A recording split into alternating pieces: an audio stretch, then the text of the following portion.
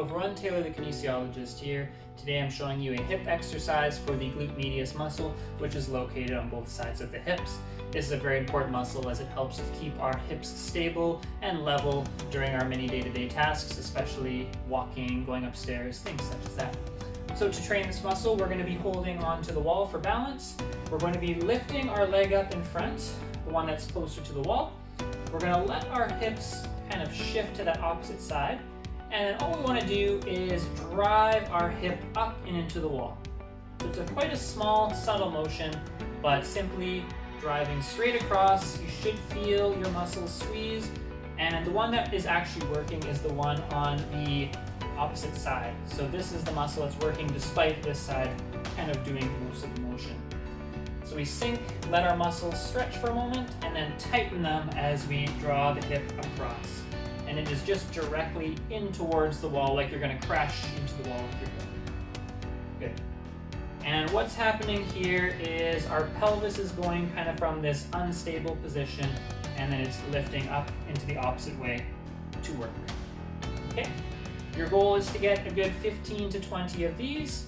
If you can't quite do 15 to 20 without it burning, you want to work on this step a little longer, but just a nice controlled motion. Squeeze and hold, release slowly.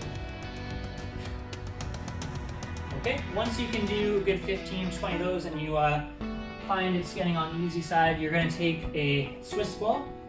You're going to do almost the exact same thing, placing the ball on the hips and placing the hand on the wall, lifting the leg, and then now, same motion again, I'm driving into the wall, getting a little more resistance as I push into that ball there. So this gets a little tougher, directly into the wall, keeping your hips facing square forwards. Okay? And if you can do that one and it's not feeling so bad anymore, you can then make it a little tougher once again by using a resistance band. So I would take this band here, I would loop it around my hips, making sure to go around my hip bones on both sides. And then you're going to hold onto the wall, hold this band out, give yourself a bunch of resistance, and working the exact same motion, keeping this hand held out nice and strong. So I'm not letting this band follow or else I'm not going to get any resistance. This needs to stay out nice and stable. And then now every time I lift up against that band, I'm working the hips even a little more.